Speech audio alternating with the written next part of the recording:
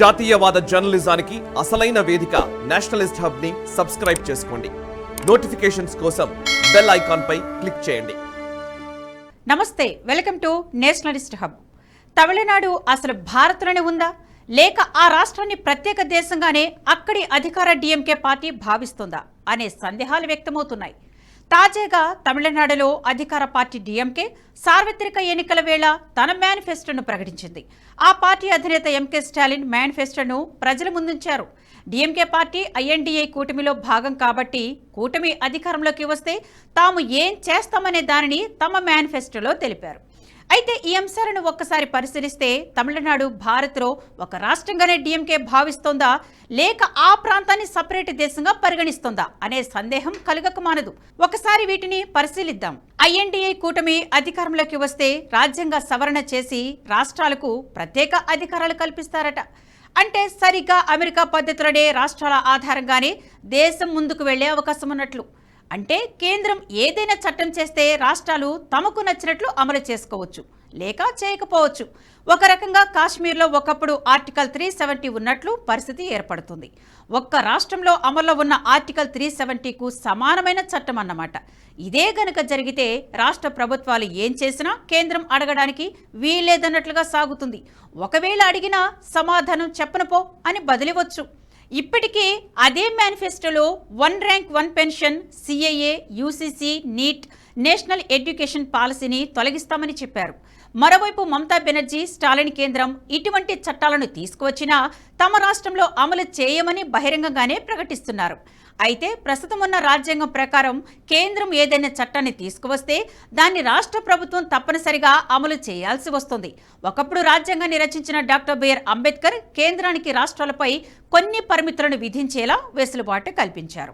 రాష్ట్రాలకు పూర్తి అధికారాలు అప్పగిస్తే అది విపరీత పోకడలకు దారితీస్తుందని అంబేద్కర్కు తెలుసు. అందుకే రాష్ట్రాలపై కేంద్రానికి కొన్ని అంశాల్లో మరీ ముఖ్యంగా జాతీయ భద్రత, సార్వభౌమత్వం విషయంలో పూర్తి పెత్తనమిచ్చారు. కానీ స్టాలిన్కు అది నచ్చలేదు. తనకు తాను ఒక రాజ్యానికి రాజన్నట్లు భావిస్తున్నారు. అంటే ఒక రకంగా తాను ఏం చేసినా కేంద్రం అడగకూడదన్నమాట. దీనికి తోడు రాజ్యాంగ రక్షకులైన గవర్నర్ వ్యవస్థను కాపాడడంలో అతి ముఖ్యమైన ఆర్టికల్ 361ను తొలగిస్తామని డిఎంకే స్టాలిన్ తమ మేనిఫెస్టోలో ప్రకటించారు. ఆర్టికల్ 361 గవర్నర్లను కేసుల నుంచి కాపాడడంలో ముఖ్యమైన పాత్ర పోషిస్తుంది. గవర్నర్ పదవిలో ఉన్నప్పుడు అతనిపై క్రిమినల్ కేసులకు సంబంధించి కోర్టులు విచారణ జరపకుండా ఇది అడ్డుకుంటుంది. అంటే ఒక వ్యక్తి రాష్ట్రపతిగాను గవర్నర్గాను ఉంటే అతడి పదవీ కాలం ముగిసే వరకు అతడిపై క్రిమినల్ కేసులకు సంబంధించిన విచారణ జరపకూడదు. కానీ ఇక్కడ ఒక వెసులుబాటు కూడా ఉంటుంది. ఒకవేళ రాజ్యాంగబద్ధ పదవులో ఉన్నవారు ఏదైనా క్రిమినల్ చర్యకు పాల్పడ్డారనుకుంటే అతడిని అసెంబ్లీ కానీ పార్లమెంటు కానీ అవిశ్వాస తీర్మానం ద్వారా తొలగించే అవకాశం ఉంది. అలా తొలగించిన తర్వాత వారిపై కోర్టులో విచారణ చేపట్టవచ్చు. కానీ ఐఎన్డీఏ కూటమి అధికారంలోకి వస్తే ఈ ఆర్టికల్ 361ను రద్దు చేస్తారట. దీంతో ఏ రాష్ట్ర గవర్నర్ పైనైనా రాష్ట్రపతి అయినా క్రిమినల్ కేసులు దాఖలు చేయవచ్చన్నమాట. ఒక రాజ్యాంగబద్ధ పదవిలో ఉన్నవారిపై ఈ విధంగా కేసులు పెడితే వారిపై రిమాండ్ విచారణ అని, రోజువారీ విచారణ అని కోర్టుల చుట్టూ తిరగాల్సి ఉంటుంది. ఒక రాజ్యాంగబద్ధ పదవిలో ఉన్న వ్యక్తి ఈ విధంగా కోర్టుల చుట్టూ తిరిగితే వారి సమయం వేస్ట్ అవ్వడంతో పాటుగా అది ఆ పదవికే అపకీర్తి తెచ్చిపెడుతుంది. డిఎంకే ప్రభుత్వం ఈ హామీ ఇవ్వడం వెనుక ఒక బలమైన కారణమే ఉంది. ప్రస్తుతం విపక్షాలు అధికారంలో ఉన్న రాష్ట్రాల్లో గవర్నర్ వ్యవస్థను అడ్డంకిగా భావిస్తున్నాయి. వీరు చేసే బిల్లులో తప్పొప్పులను వెతకడం, వాటిని తిప్పి పంపడం, ప్రభుత్వాలు వహిస్తున్న నిర్లక్ష్యాన్ని గవర్నర్లు ఎత్తి చూపడంతో ఈ వివాదం నెలకొంది. తాము ఏది చేసినా గవర్నర్లు కీలు బొమ్మల సంతకం పెట్టాల్సిందే తప్ప తిరిగి ప్రశ్నించకూడదన్న రీతిలో విపక్షాలు వ్యవహరిస్తున్నాయి. కేరళ వంటి రాష్ట్రాలైతే ప్రభుత్వ అనుకూల స్టూడెంట్ వింగులు కొన్ని గవర్నర్పై దాడికి పాల్పడ్డాయంటే పరిస్థితి ఎంత తీవ్రంగా ఉందో అర్థం చేసుకోవచ్చు. వీరు చేసే పనికి అడ్డుపడుతున్నారనే కారణంతోనే గవర్నర్ వ్యవస్థను క్రిమినల్ కేసుల నుంచి రక్షణ కల్పించే ఆర్టికల్ 361ను రద్దు చేస్తారని స్టాలిన్ ప్రకటించారు. ఇదే గనుక జరిగితే గవర్నర్పై ఎవరైనా ఫిర్యాదు చేస్తే వారిపై విచారణ చేపట్టవచ్చు. క్రిమినల్ విచారణలైతే గవర్నర్ను అరెస్టు చేసి కొన్ని రోజుల పాటు రిమాండ్కు తరలించవచ్చు. దీంతో పాటు గవర్నర్లను బెదిరించడానికి ఇది ఒక సాకుగా ఉంటుంది. ఎలాగూ ప్రభుత్వాల చేతుల్లోనే పోలీసు వ్యవస్థ ఉంటుంది కాబట్టి ఇది మరింత సులభమవుతుంది. తమకు అడ్డు రావద్దని బెదిరించేందుకు వీలవుతుంది. అందుకే స్టాలిన్ ఈ హామీని ప్రకటించారు. ఇక వన్ నేషన్ వన్ ఎలక్షన్ కూడా తీసుకురాకుండా చూసుకుంటామని స్టాలిన్ తన హామీలో ఒకటిగా ప్రకటించారు. దేశంలో ఒకేసారి ఎన్నికలు జరపడం వల్ల భారీగా ప్రజాధనం మిగులుతుంది.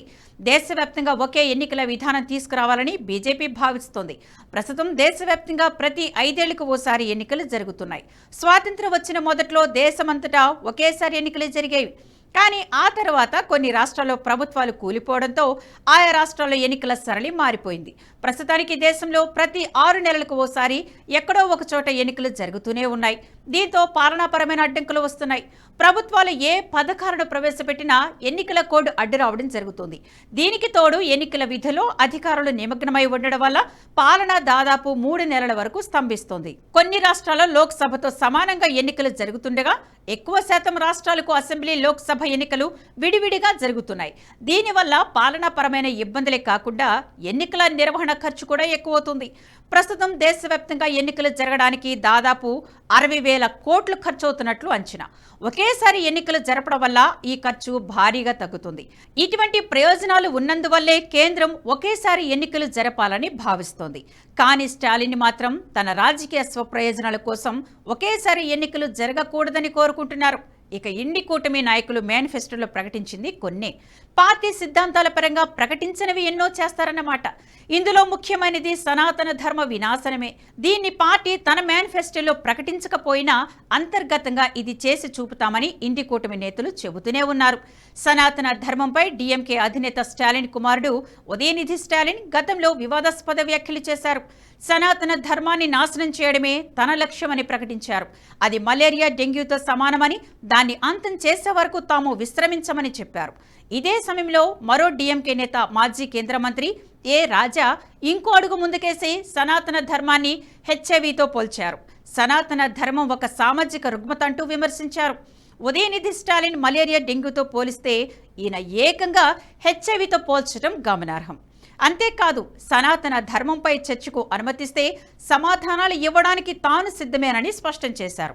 ఇక రాహుల్ గాంధీ కొద్ది రోజుల క్రితం భారత్ జోడో యాత్ర ముగింపు ప్రసంగంలో శక్తిని నాశనం చేస్తానని ప్రకటించారు. ప్రస్తుతం దేశంలో జరుగుతున్న ఎన్నికలు మోదీ చెప్పినట్లు శక్తి ఆరాధకులకు అసురులకు మధ్య యుద్ధం జరుగుతున్నట్లుగానే కనిపిస్తోంది. ఓవైపు మోదీ దేశంలో కల్చరల్ రినోవేషన్ కోసం ప్రయత్నాలు కొనసాగిస్తుంటే విపక్షాల ఇండి కూటమి మాత్రం ధర్మ వినాశనానికి, దేశ విచ్ఛిన్నానికి పునాదులు వేస్తుంది. ఈ క్రమంలో ప్రజలు సరైన సమయంలో సరైన నిర్ణయం తీసుకోకపోతే తమిళనాడు వంటి రాష్ట్రం దేశం నుంచి విభజనకు గురైనా ఆశ్చర్యపోనక్కర్లేదంటారు విశ్లేషకులు.